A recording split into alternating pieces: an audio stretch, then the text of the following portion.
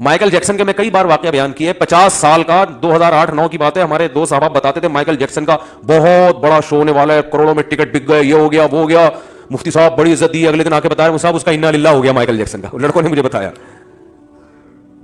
میں نے کہا دیکھو, کیونکہ میرے سامنے تو پہلے اتنے واقعات آ چکے تھے, میں نے کہا بھائی کسی بھی ٹائم پہ کسی کا بھی انا للہ ہو سکتا ہے.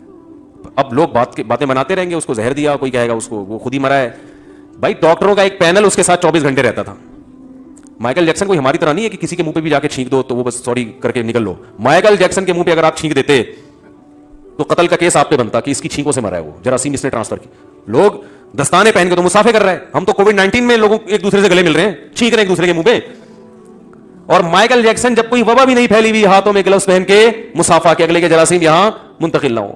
خوراک وہ ہوٹل میں پراٹھے وراٹھے نہیں کھاتے تھے وہ لوگ, ان کی ڈائٹ ڈاکٹروں نے لکھا ہوا ہوتا تھا اتنی کیلوریز آپ نے لینی ہے, بس لے لی, آج جتنا آپ اچھلے کودے ہو نا اس حساب سے اتنے پراٹھے بس. تو وہ اچھل کود کے حساب سے ان کے ساری ڈائٹ کا پلان ہوتا ہے کہ آج آپ نے اتنے ٹھونگے لگانے ہیں, اتنا اچھلنا ہے, اتنا کودنا ہے, اتنی کلابازیاں کھانی ہے, اس حساب سے یہ, اور جو کمی رہ گئی ہے تو یہ کیپسول بھی کھا لیں آپ اس کے ساتھ, اس سے زیادہ نہیں, ایک ایک چیز بڑی تمیز سے. لیکن مائیکل جیکسن کے ساتھ وہی ہوا, رات کو سویا ہے, صبح پولیس بھی نہیں اٹھا سکی, اس امریکہ نہیں اٹھا سکا, اتنی بڑی گورنمنٹ. کامیابی کی جب انتہا کو ایک شخص پہنچ رہا ہے, اس وقت زوال کی پستیوں میں اللہ نے اس کو دھکیل دیا. کیا فائدہ لوگ اس کو اچھے القاب سے یاد کریں یا برے القاب سے یاد کریں, اس کی صحت پہ کوئی اثر نہیں پڑتا. یہ تھا وہ تھا فلانا تھا, کیا ہو گیا, جو بھی تھا نا اب تو نہیں ہے. تو اس لیے بھائی اللہ بار بار کہہ رہے ہیں متاع الغرور ہے, مسافر خانہ ہے. گھر میں جب رہا کرو نا, مجھ سے ایک صاحب کہنے لگے یار آپ کے اتنے 3-4 گھر ہیں, آپ کا تو کوئی گھر ہی نہیں ہے, ٹھکانہ ہی نہیں ہے, کیا زندگی ہے یار. ایک بندے کی ایک زوجہ ہوتی ہے, وہاں آرام سے ٹھکانہ ہوتا ہے, گھر ہے, یہ آپ کا روم ہے, یہ بیڈ روم ہے, یہ گیسٹ روم ہے, یہ ایسے تمیز سے انسان, یہ کیا یار ایک دن ادھر ایک دن ادھر. میں نے کہا بھائی اچھا اس پہ میں نے چٹکلا بھی سنا ہے کہ ابھی میں نہیں سناؤں گا. تو میں نے کہا کہ بھائی یہ اسی میں مسافر خانہ ہونا سمجھ میں آتا ہے کہ گھر ور نہیں ہوتا, مسلمان کا کوئی گھر ور نہیں ہوتا. ایک دن ادھر ہے, دوسرے دن ادھر چلے جاؤ, تیسرے دن ادھر چلے جاؤ, اللہ نے موقع دیا تو چوتھے دن کسی اور اللہ تعالیٰ وہ دن لے کر آئے.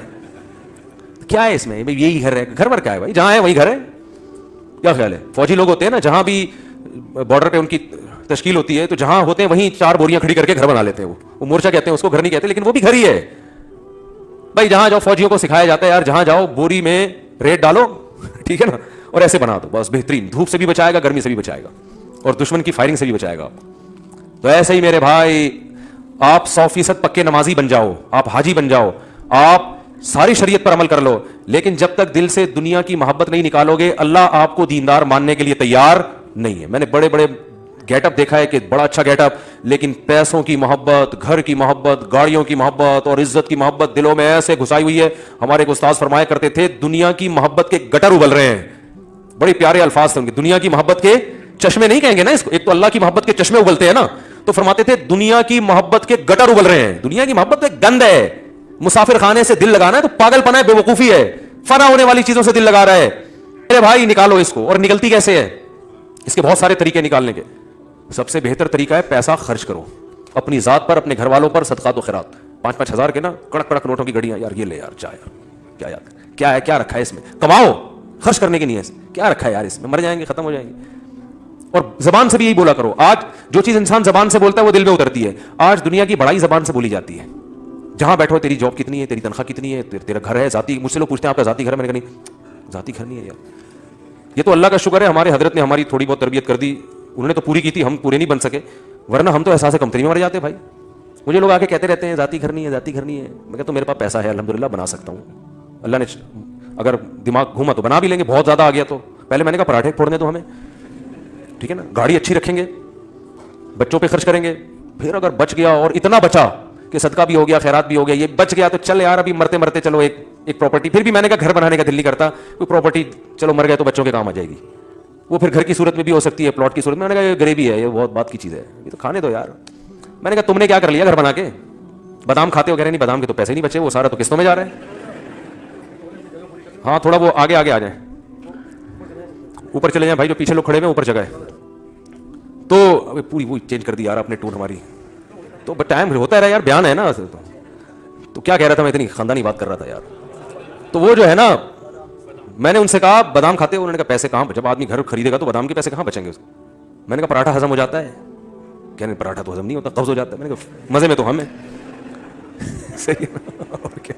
میں نے کہا مزے تو ہمارے ہیں یار. میں نے کہا یہ ہماری چھت بھی ویسے ہی ہے جیسی آپ کی چھت ہے, کرائے کی ہے تو کیا ہوا, آپ نے بھی نکلنا ہے, ہم نے بھی یہاں سے نکلنا ہے. بھلے ہمارے پاس آپشن یہ ہے کہ ہمیں اگر مالک مکان نے نکال دیا تو پڑوس میں چلے جائیں گے, ٹھیک ہے نا, ادھر چلے جائیں گے. تو آپ کا, میں نے کہا آپ نے تو یہ فری میں ملا ہوتا تو بہت اچھا ہے, آپ نے جو انویسٹمنٹ کروڑوں کی لگا دی نا اس میں, اس کروڑوں میں بہت کچھ ہو سکتا تھا. ہاں زرداری جیسا آدمی خریدتا ہے جس کے لیے کروڑوں اربوں کی کوئی ویلیو نہیں ہے, وہ ٹھیک ہے, تو آپ بھی کو بھی اللہ حلال پیسہ اتنا دے دے کہ آپ اتنا ہو جائے کہ آپ کا سارا, آپ کے پاس کرنے دھرنے کے لیے بازار بچتا نہیں ہے, تو 2-4 کروڑ ایسے پڑے ہوئے ہیں, یار چل یار ادھر مکان لے لے یار, چل وہ کرایہ مالک مکان سے تھوڑی ٹھش پش لگی رہتی ہے, وہ موٹر کا وہ نہیں دے رہے ہوتے نا, یہ ٹینشن بھی چھوڑ جائے گی. کیا خیال ہے, موٹر کے پیسے نہیں دے رہے ہوتے, وہ یہ شارٹ کلپ بنا کے نا ان کو سنوا دیں گے خاص طور پہ. تو یہ سارے کام ہو گئے, سارے مسئلے وسلے لائف بھی ہو گئے, چلو یار اب 2-4 کروڑ ایسے ہی پڑے ہوئے ہیں, صدقہ بھی ہو گیا, آخرت کے لیے صدقہ جاریہ بھی ہو گیا, مدرسے میں بھی لگا دیا, یہ بھی 2-4 کروڑ پڑے ہیں, چل یار اٹھا کے یار ایک چلو لے لو, چلتا ہے.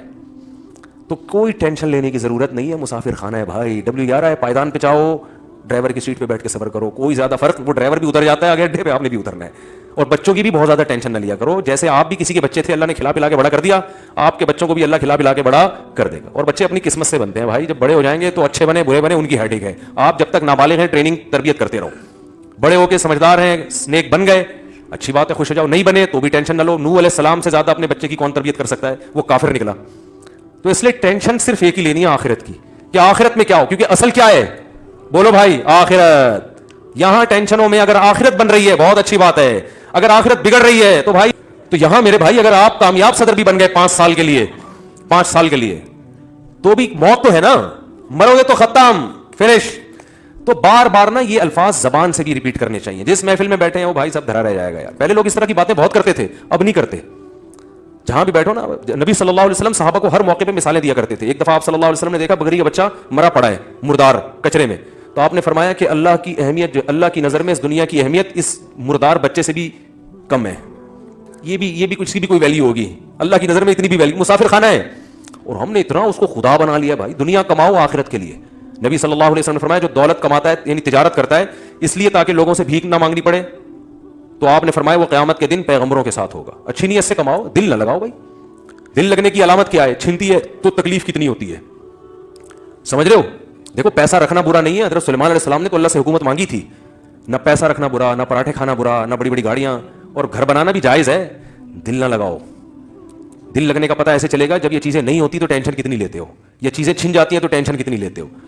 تو پیسہ ڈوب گیا کوئی مسئلہ نہیں ہے یار, ایسے ہی ہے جیسے W11 کی سیٹ پہ بیٹھے ہوئے تھے, کسی نے اٹھا دیا کھڑا کر دیا, تو چلو یار بیٹھے ہوئے تھے زیادہ مزہ آ رہا تھا, کھڑکی والی سائڈ ملی تھی, کراچی کی گندگیاں دیکھتے ہوئے جا رہے تھے ہم.